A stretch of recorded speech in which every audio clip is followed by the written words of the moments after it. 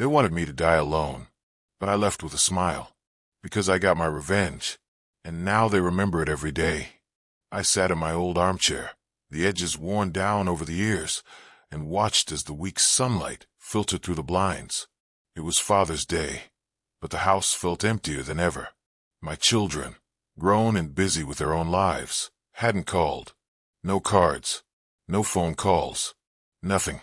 I had spent my entire life working for them, and here I was on this day, when I thought they might remember me alone. Before we continue, please subscribe to the channel and let us know where you're listening in the comments. Floyd, my son, had promised he would come. Celeste, my daughter, even said she'd send a gift this year. I didn't expect much anymore. I had learned to live with disappointment. I had given them all my energy, all my time, all my love, but somewhere along the way, it all seemed to fade into the background of their busy lives. Then the phone rang. It was a call I wasn't expecting. Floyd's name appeared on the screen. My heart skipped a beat, but not out of excitement, more out of curiosity. Why was he calling now of all times? "Hey, Dad." His voice came through, familiar yet distant. "I need a favor." I gripped the phone tighter. "What is it, Floyd?" There was a pause before he spoke again. "Well, I'm kind of in a bind here. Delilah and I are hosting a Father's Day dinner tonight, but we're short on a few things, some special wines, a few ingredients for the menu. I know it's last minute, but could you go and pick them up for us? We're stuck here, and I don't want to cancel on everyone." I stood in silence. A favor, a request. My son, who hadn't visited in years, was asking me to run errands for his dinner party. No mention of spending time together. No Happy Father's Day, Dad. Just another chore. My thoughts were running wild, and one feeling stood out above the rest. Why should I always be the one serving those who never appreciated what I've done? Why should I again be their personal servant on a day that was supposed to be mine? I closed my eyes, trying to steady my breathing. I had spent years putting them through school, buying them the best clothes, the finest vacations. And now they couldn't even give me a simple Happy Father's Day. I hesitated but finally said, keeping my voice calm, "All right, I'll get your stuff. But when I get back, we need to talk. You're going to hear the truth." As I hung up the phone, my eyes fell on the small box of unused Father's Day cards on the counter. It had been a gift from Rosemary, my late wife. The box had sat untouched for years. But today, I felt a dark sense of resolve. This Father's Day would be different. I stepped out into the street, feeling how the whole day was turning into an empty, lifeless routine. The car under me barely responded to my efforts. The road seemed endless, and every minute spent in silence made me feel the betrayal more and more. I drove to the supermarket, not even thinking about what I was putting in the cart. Something inside me wouldn't let me focus. My thoughts kept circling back to one question. How could this have happened? I had long accepted that my children had grown up, and their interest in their old father had faded with time. But something about their request, just a day before Father's Day, stirred an old pain in me. I had been their support, their pillar, and I dedicated my whole life to giving them everything they dreamed of. And now I was nothing more than a tool, carrying out requests, nothing more. And against that backdrop, their cold detachment was unbearable. When I returned home, everything in the house was as empty as before. Letters and bills piled up on the table, a bit of dust on the old chair, but no sign that I meant anything to my children. I sighed and closed the door. As I unpacked the groceries, my eyes once again fell on the box of Father's Day cards. I picked one up, brightly colored, with drawings of a happy family. I stared at it for a while. A few years ago, I would have sent cards like this to my children, hoping they would appreciate it. But now that card seemed like a lie, an empty promise that was never fulfilled. I started unloading the things I had been asked to buy, and that was when I felt it, the moment to end this. I wasn't going to be a pawn in their game anymore. I wasn't the only one to blame for us getting to this point. They had used me, and I was ready to show them the consequences of their greed. I remembered all those years when I stayed silent, when I tried not to notice how my life slipped away while I gave everything to them. But at this moment, I realized I wasn't going to wait anymore for them to appreciate all I'd done for them. That's when I took the first step. I called my lawyer. I need to cancel all payments, all debts, everything I've ever taken out for them, I said. I don't want to be their bank anymore. When I hung up the phone, something inside me shifted, but something about that decision felt right. I had taken the first step, and now I was about to see how they would react. From the moment I hung up the phone, several hours passed, but the tension still clung to me. I sat in my chair, staring at the box of Father's Day cards, as if it could somehow be the last connection to the person I used to be. All my efforts over the years, everything I had given seemed now like a hollow gesture. I realized that I had to put an end to this. But how? How do I punish those who had manipulated me for so long? I couldn't just sit and wait. I knew I had already made my decision. But it wasn't the end, it was only the beginning. I understood that an unavoidable confrontation with reality awaited me, with the truth that I could no longer hide. Their selfishness, their unspoken contempt for me. I was going to make them see it. They needed to understand the consequences of their greed. I got up from the chair and walked to the bedroom, where the old safe sat, a place I had never dared to open. Inside were documents I had preferred to leave untouched, because they meant too much. These papers were tied to my debts and contracts I had signed for them, when I thought it was for their future. When I opened the safe, I felt my heart race. Documents, old bills, letters from banks, loans I had taken to support their lifestyle. There it all was. A reminder that I had truly been their benefactor, not just their father. I pulled out one of the contracts and read it again. It was the agreement for their new house, which I had signed so they could live comfortably when they told me, "We need more space." I knew that if I chose to move forward, I would have to use these documents.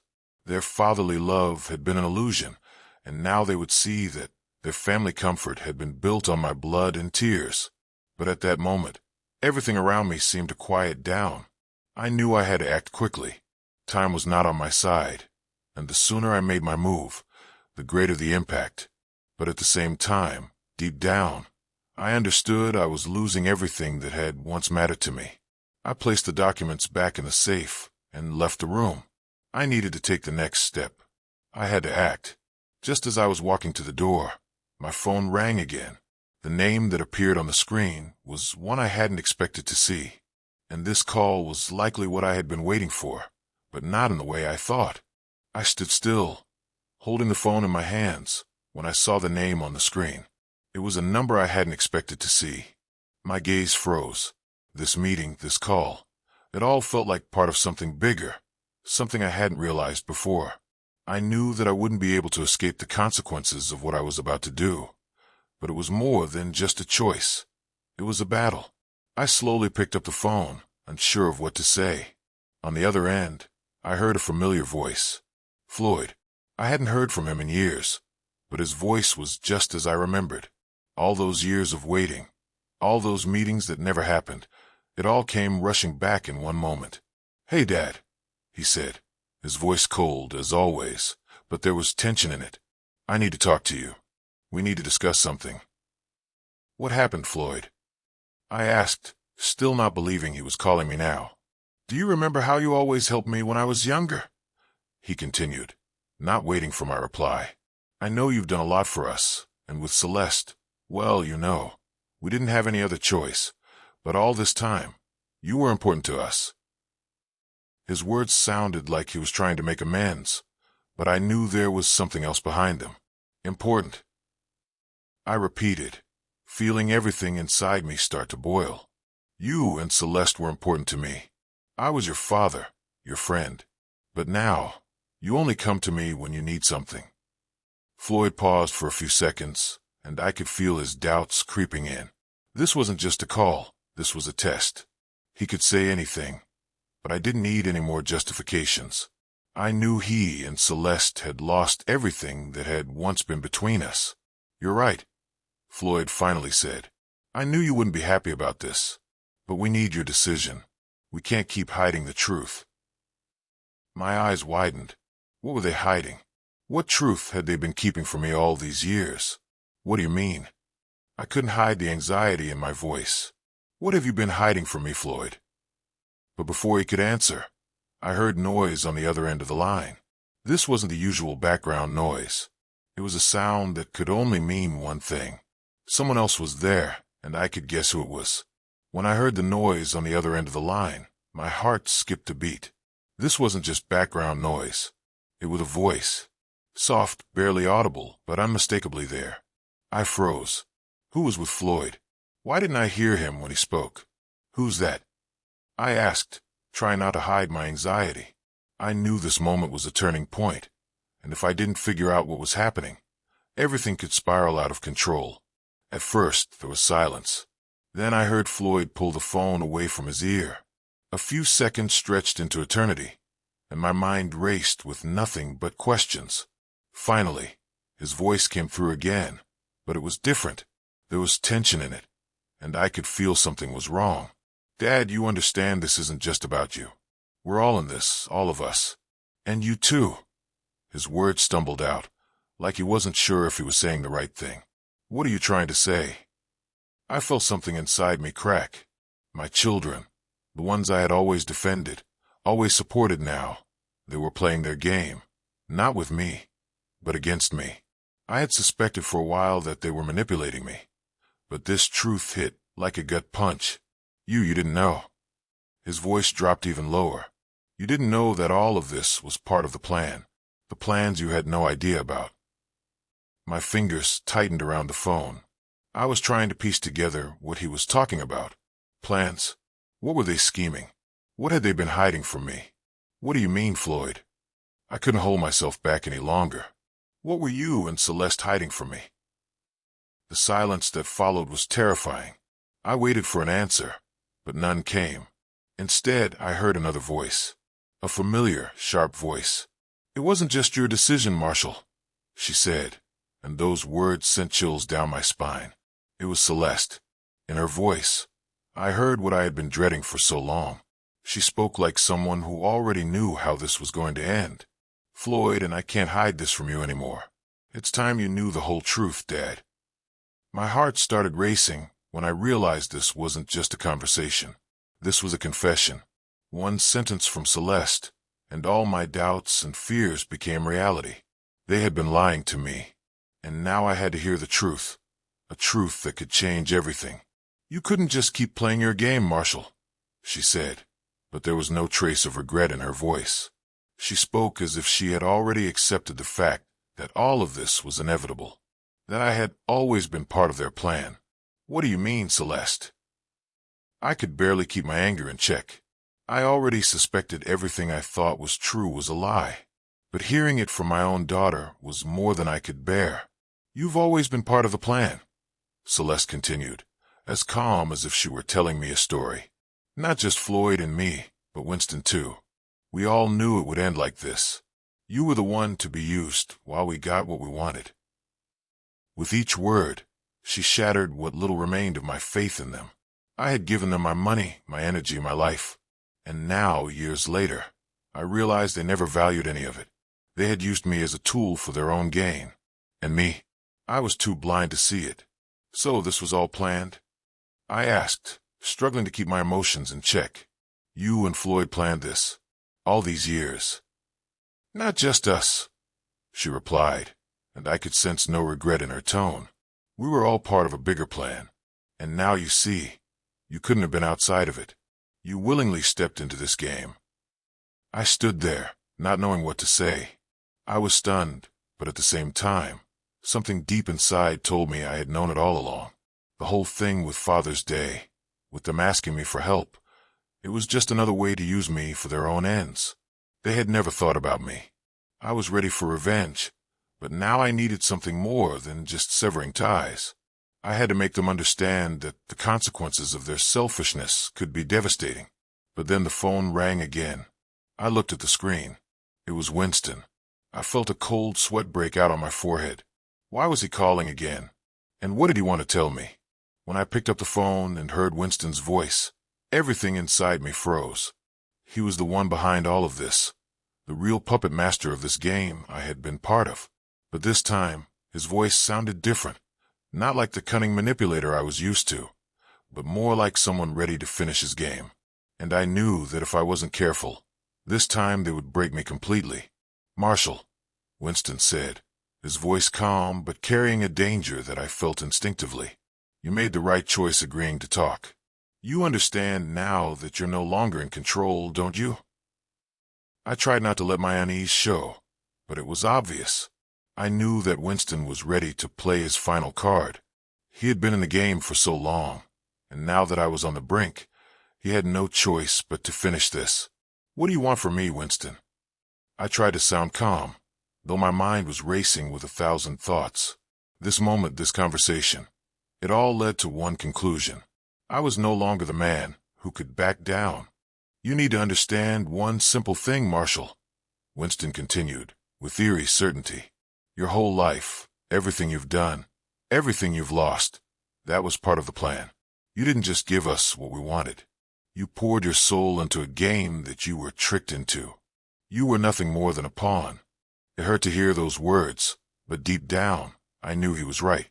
I had spent years dedicating myself to this family, giving them everything I had, without thinking of myself.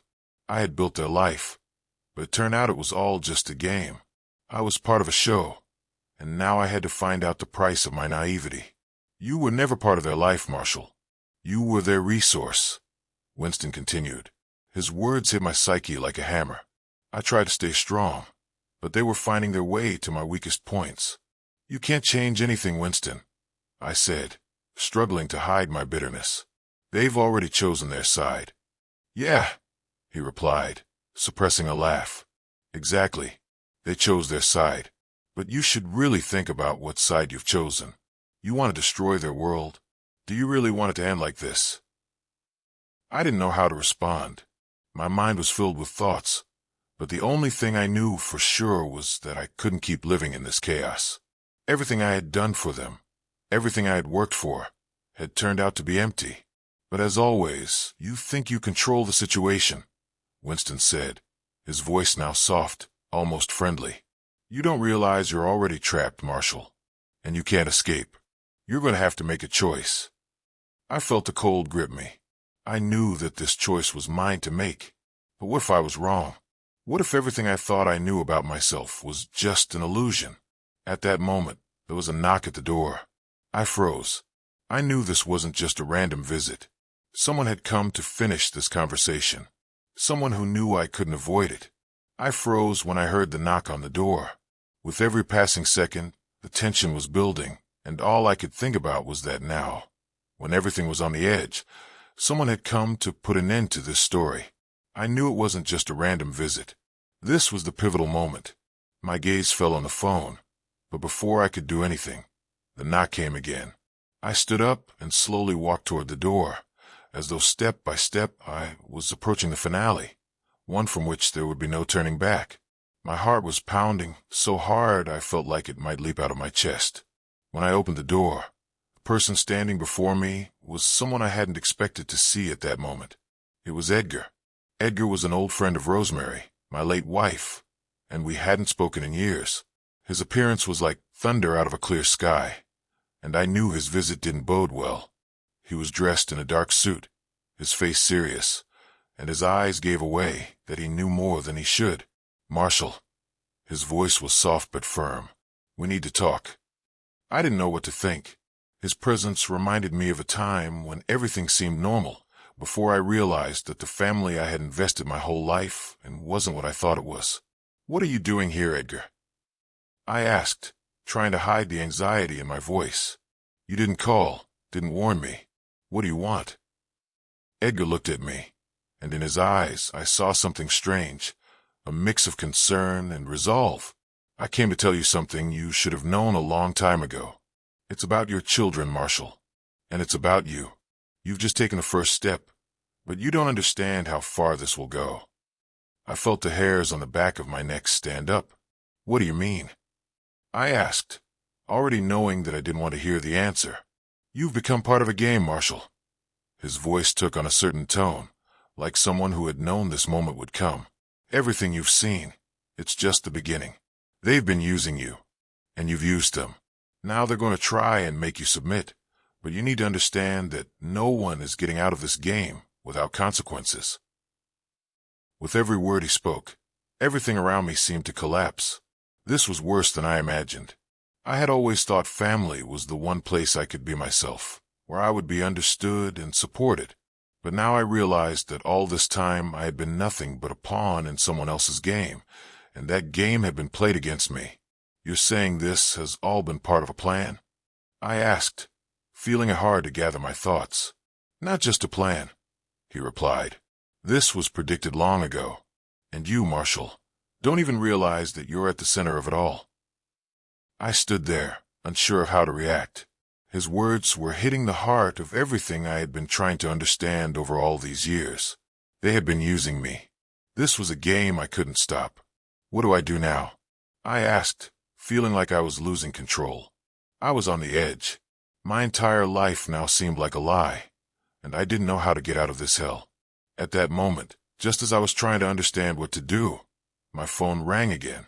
The name on the screen was one I knew all too well. It was Floyd, and his call could change everything.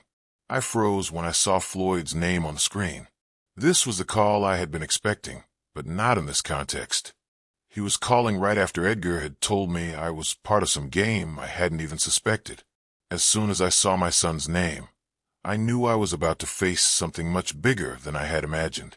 I quickly answered the phone, not thinking about anything except the need to know what they were hiding from me. It felt like everything in my life was leading to this moment. My old world, where I thought everything would be fine, was starting to crumble. And at this moment, I was on the brink of something I had been trying to ignore for so long. "Hey, Dad," Floyd said, his voice unusually tense. There was none of the usual indifference he spoke with when he talked to me. I immediately knew something was wrong. "You're not going to like what I'm about to tell you." I felt a lump rise in my throat. "What happened, Floyd?" I didn't try to hide the anxiety in my voice. "You're hiding something from me, aren't you?" He went silent, and I heard him exhale deeply. After a few seconds, he continued, but his words sounded strange, like he didn't want to say everything all at once. "You don't understand how complicated this is, Dad," he said, his voice now soft but cautious. "All these years, you've been at the center of it all, without even knowing. You were a tool." I couldn't hold back my confusion. "What do you mean?" I asked, trying to understand where he was going with this. "You and Celeste, you've been hiding something from me, haven't you?" "It's not just Celeste and me," he said. "This isn't just our game. You were part of a much bigger scheme, one created by much more powerful people." I felt a tightening in my chest. What did he mean? Who were these people? And how did I end up in the middle of something I couldn't even imagine? "Dad, I can't stay silent anymore," Floyd continued. "You were just a pawn in someone else's game. You didn't know, but they've always controlled everything. You were used, and you didn't see it." My breathing quickened, and I suddenly realized I might have been at the very heart of this manipulation all these years. My children, my loved ones, my efforts, they had used me as a tool for their own gain. But who was this someone pulling the strings? "I don't understand what you're saying," I said, trying to gather my thoughts. "Are you talking about Winston?" "Not just him," Floyd replied. "You weren't just part of this. You were at the center of it, and now everything will be exposed. You need to understand that this was all planned." At that moment, I heard footsteps in the hallway. It wasn't an accidental sound. Someone was coming, and I knew that this person might be the one to give me the answers I had been waiting for. I stood there, listening to the footsteps approaching the door. My heart was pounding so hard it felt like it was about to burst from my chest. Who could be out there, in the hallway, and what did they want from me? I knew that this moment would decide everything. My entire life, all my efforts, all my disappointments, and all my realizations had led to this point. But I wasn't prepared for what was waiting behind that door. When I opened it, I saw a person I hadn't expected to see today. It was Edgar. I stood there frozen, unable to move, not understanding why he had come. Edgar, the man who had been part of our lives so many years ago, was now at the heart of everything happening. He was an old friend of my late wife, but now his presence seemed like just another piece of the unsolved puzzle. "Marshall," he said, his voice low and filled with an unavoidable heaviness. I came to tell you something you should have known a long time ago. Everything that's happening, everything you've done, it's just the beginning." I stood there, clenching my fists. "What do you mean?" I couldn't hide my anger in my voice. "You were part of this game too, Edgar. So why are you here?" Edgar took a step forward, slowly. He looked at me intently, as if waiting for me to understand what was going on. But I didn't understand. I was just a step away from destroying their world. Yet this man stood before me as though he was about to reveal something important. "You were part of the plan, Marshall. You didn't see it, but you were a tool," he said, his words ringing in my head. "You think you can change everything. You don't even realize that everything you're doing has already been predicted." I felt something cold pierce through me. A plan? What plan? I couldn't understand why all these years, when I thought I was acting on my own terms, it turned out I had been nothing but a pawn in their game. I needed to know more, understand more. "What do you want from me?" I didn't know how to phrase the question exactly.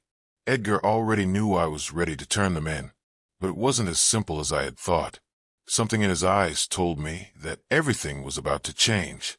"I didn't come here to help you, Marshall. I came here so you'd understand that you have to make a choice. You want to keep going, but you know the consequences could be devastating. Or you can decide to step out of this game, but you'll lose so much more." I stood in silence, trying to process everything he had said.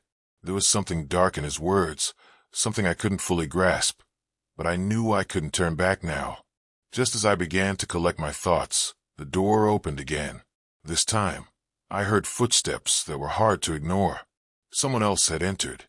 It was someone I hadn't expected to meet, but their appearance at this moment would change everything. When the door swung open, I froze. Edgar stood there as if the entire conversation had only been one piece of a larger puzzle I still couldn't see. He looked at me with that familiar expression I knew all too well, confident, as if everything happening was inevitable. But now, there was something new in his eyes, something that made me uneasy. "You do understand you have to make a decision, Marshall," he said, like his words were rehearsed lines from a long-planned performance. "Do you want to end this? Cut all ties? Or are you going to stand with them and keep playing by their rules?" Those words hit me like lightning. I stood there frozen, unable to respond right away. But inside, everything was boiling. Edgar was right. I was in a situation I couldn't just walk away from. I had two paths ahead of me, and both led into the unknown. "You realize once you choose, there's no turning back," he continued, not waiting for my reply. "You don't get to undo this. There's no reset button." I felt the tension rising in my body. I knew he was telling the truth. I was already in too deep. Everything I had done, all my actions, had brought me to this moment. And now, as I finally started to see the full picture, I knew I had to make a choice. My eyes drifted to the things I had once done for them. All those years, all those sacrifices, and now I was standing on the edge of destroying it all. Winston, Floyd, Celeste, they were all part of the same machine, and I had become dangerously close to destroying not just their lives, but my own. I looked out the window. The shadow of the old tree stretched across the lawn, like a reminder of the time I'd lost and what had slipped away. I tried to imagine what would happen if I backed away. Could I go back to the way things were? Or did I have to see this through to the bitter end? "You're still not ready?" Edgar asked, watching me closely. "You need to understand your choice doesn't just affect you anymore. You're not the only one in this game. You just don't realize how deep this goes." His words caught me off guard. I had believed I was the one calling the shots, but now I saw this was a game I'd never really controlled. Every move I made had brought me closer to a final, inevitable confrontation. "You really think I don't understand?"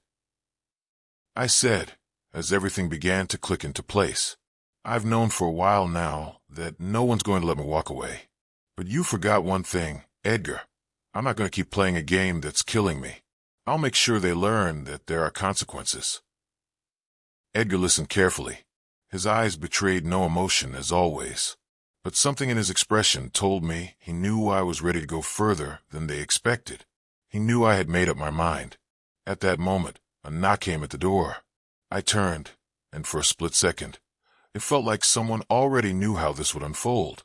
This time, I couldn't believe my eyes when I saw who was standing there. When I opened the door, for a moment, I couldn't believe what I was seeing. Standing on the threshold was Celeste, and beside her Floyd. They weren't smiling. Their faces were tense, their eyes cold, and in the silence that stretched between us, I felt the ground shift beneath my feet. They hadn't come to apologize, not to make peace. They came with something else, something that had been brewing in their minds for a long time. "Dad, we need to talk," Celeste said, her voice sharp as a blade. "You've gone too far." I didn't respond immediately. Behind me stood Edgar, and his silence now seemed louder than any words. He knew this moment was coming, and now I knew. Everything that had happened wasn't by chance. It had all led to this confrontation, one that could no longer be avoided. Floyd stepped forward, his eyes full of determination. "We know what you've been doing, Dad. We know about the lawyer, the documents, the recordings. We know you've decided to tear it all down. But you forgot one thing. You're not the only one holding leverage." I stared at them, and with each word they spoke, something stirred deep inside me, something I had buried beneath layers of pain and disappointment. It was sharp, heavy resolve. Once I might have backed down, but not now. "You came here to threaten me?" I asked, my voice steady. "After everything you've done? After turning my life into a playground for your games?" Celeste narrowed her eyes. "You started this, Dad. You were the first to break the rules, and now the consequences are yours to bear." Edgar cleared his throat quietly behind me. "They're afraid, but they don't understand how much yet." Floyd couldn't hold back a smirk. "Afraid? Dad, if you think you're holding the cards, you're wrong. We have everything we need to ruin your reputation. Recordings, signatures, statements. You think you'll walk away clean?" I stepped forward. "I'm not afraid, because unlike you, I have nothing left to lose. But you have everything. Kids, careers, your names. Everything I built for you, I can tear down in a single day." Celeste went pale. Her lips twitched, but she held firm. "We won't let you do that." At that moment, Edgar stepped forward, opened a folder of documents, and threw it on the table. "Then let's see who stops him first," he said. And I knew. The final game had begun. The folder Edgar had thrown onto the table burst open, scattering documents across the surface. I recognized them instantly. These were copies of contracts, IOUs, bank transfers, the full financial trail of the last 20 years. Everything I had ever done for them. Everything they'd hidden, manipulated, turned into a mountain of debt under my name. Floyd stepped toward the table and glanced down. His eyes darted back to mine, and for the first time in a long while, I saw something flicker worry. "You're gonna wave this around like a flag," he snapped. "You think this proves anything?" "It proves everything," I replied. "It proves you lived off me, destroyed my name, used my generosity as a shield for your schemes." Celeste stepped closer, snatched one of the pages, and skimmed through it. In her face, I saw something I hadn't seen in years: fear. Real, honest fear. "These documents," she muttered. "You're not supposed to have access to these. We destroyed the originals." "Are you sure?" Edgar smirked. "You'd be surprised how many copies I made while you were too busy counting other people's money." Floyd tensed. His usual smug confidence vanished like a mask slipping off. He glanced at his sister, but she stepped back, as if something had knocked the wind out of her. I looked at them both. "You came here to threaten me, but you forgot one thing. I'm no longer the man you used to know. I'm not afraid to lose. I've got nothing left. But you still have everything. And that everything can vanish in a day." Silence filled the room. The only sound was the ticking of the wall clock, each second cutting through the stillness like a blade. Edgar finally spoke. "We have a plan, but it'll only work if you're ready to go all the way, Marshall. If you back down, they win. If you hesitate, everything you've done will be erased. Are you ready to tear it all down?" I looked at him, then at Floyd and Celeste. They said nothing, but I knew. They were crumbling inside. They had no response. Their masks were off. Their cards were on the table. Only one thing remained, a step forward, or a step back, and I had to choose. Then the phone rang. On the screen, an impossible name. Rosemary. My wife. Dead for 10 years. The phone kept ringing, and I stared at the screen, unable to believe what I was seeing. Rosemary. A name I hadn't seen flash across that display in a decade. My wife. Gone on that winter night when everything began to fall apart. And yet, there it was as alive, pulsing on the screen like someone had chosen this exact moment to rip my reality in half. This can't be real, I whispered. Edgar stepped closer, glancing at the screen. Who is it? He asked, but when he saw the name, he froze. Is this some kind of joke? But I was already reaching for the phone. My fingers trembled. My heart pounded so hard the sound filled my ears. I hit answer. Hello, I breathed. At first, silence. Thick, tense, like the air before a thunderstorm. I was about to speak again when I heard the voice. A woman's voice. Warm. Familiar in a way that made my knees go weak. Marshall, she said. The world spun. I closed my eyes, grabbing the edge of the table to stay upright. That voice, I couldn't mistake it. It had haunted my dreams, echoed through empty rooms for years. It was her. Rosemary. You, I couldn't finish. You don't have much time, she said. They're coming for you. They won't forgive what you've uncovered. You have to finish this. Finish it for me. For what you lost. How are you? How is this even possible? But she didn't answer. Just one soft breath, and then the line went dead. I stared at the screen. No signal. No number. No trace. As if the call had never happened. What was that? Edgar asked, stepping beside me. You look like you've seen a ghost. I couldn't explain. I just held up the phone. The screen was back to normal, wallpaper and clock. She told me I need to finish it. I whispered. Floyd backed away slightly, like he suddenly realized everything was spiraling out of control. Dad, what are you talking about? But now everything was crystal clear. I had no doubt. In that moment, I made a decision that had been building in me for weeks. I was done playing their game. I was taking control. And I would finish this, no matter what it cost. At that moment, headlights flashed through the window. A black SUV stopped in front of my house.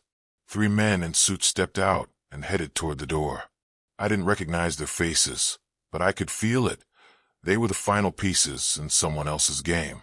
The headlights faded, and the 3 men moved toward the porch with steady, synchronized steps. They wore dark, tailored suits, their movements crisp, like men used to carrying out orders, not asking questions. One of them, tall, with a face carved from stone, reached the door first and opened it without knocking. The lock gave way with unsettling ease. Who are they? Floyd breathed, backing sharply against the wall. They're here for confirmation, Edgar said calmly, for what they couldn't get through blackmail. I didn't move. There was no fear left in me, only resolve. They wanted to break me down, to make me kneel. But I was ready. Mr. Weston, the tall man said, stopping in front of me. His voice was cold, like winter air. We're asking you to stop disseminating information. This is your last chance to resolve this peacefully. Peacefully, I scoffed, after your family tried to bury my life. He didn't blink. The second man pulled out a tablet. On the screen, a video. I recognized myself. The bright light of my study. My voice strained with desperation. A recording from the night I first learned the truth about the debts, the forgeries, the lies. If this footage goes public, he said, your version of the story collapses. People will see not a man seeking justice, but a bitter, paranoid old man. Your daughter, a mother. Your son, a businessman. And you, a retired man with a grudge. I said nothing. He continued. Sign a withdrawal. We destroy all copies. Your family gets peace. The money restored. Your reputation cleared. But you back down. Now, Celeste stepped forward, her voice trembling. Dad, please just sign. We didn't know it would go this far. It got out of hand. I looked at her. For the first time in years, there was remorse in her eyes. But it was too late. All they wanted was my silence. And I had been silent for 20 years. No, I said. Now you're going to listen. I picked up my folder and placed it on the table. The men tensed. Inside isn't just paper. It's access to a cloud. Everything's already uploaded. If anything happens to me, the files go straight to the press, the police, the IRS. Silence. One of the men looked at the other. Edgar stepped beside me, not to stop me, but to shield me. You don't control how this ends, I said. I do. And then a scream echoed from the bedroom. I turned sharply. A woman's voice. Unfamiliar, and not supposed to be there. The scream from the bedroom was sharp, almost inhuman. Everyone turned at once. One of the men rushed toward the sound, Edgar right behind him. I followed, my heart pounding like a hammer, a cold knot tightening in my chest. Only one thought raced through my mind. Who was in there? When we burst into the room, we found a woman. Young, unfamiliar, her eyes wild. She held a tablet, my tablet, gripping it like a weapon. The screen was glowing, the folder open, the files. She stared straight at me. I know what you did, she hissed. They thought I wouldn't find out, but now I see everything. Who are you? I breathed. She stepped forward. One of the suited men tried to grab her, but she darted aside, taking cover behind a chair. My mother was one of the people your investments destroyed, she said. You weren't saving your family. You were sinking others. My mother lost everything because of your deals, and now you want to paint yourself as a victim. I froze. It was like a punch to the gut. I didn't know her mother. I didn't know who she was. But I knew there were casualties in those deals. I just never saw their faces. Until now. Edgar took a step toward her. Miss, you don't understand. It's not that simple. Or maybe it is, she snapped. He's getting revenge, hiding behind righteousness. And behind that revenge are years of silence, years when others lost everything. I felt the last of my armor fall away. Everything I'd held inside, everything I'd lived for these past few months, suddenly weighed on me like concrete. I looked at her, at the tablet, at everyone around me, and I said, I'm no saint. I made mistakes. I stayed silent too long. I let the rot grow inside my family. And yes, I caused pain. But today, here, I break that cycle. Everything gets released. No exceptions. No edits. Let the truth hurt, because it needs to be heard. The woman slowly lowered the tablet. Her eyes filled with tears. She nodded. One of the men took a step back. Another lowered his head. Edgar exhaled in relief. Floyd and Celeste stood in the doorway, broken, silent. They had nothing left to say. I returned to the living room, pressed the button on my laptop. The folder began uploading. The cloud indicator lit up green. It's done. If you like this story, please like this video. Subscribe to the channel and share your impressions of this story in the comments. To listen to the next story, click on the box on the right.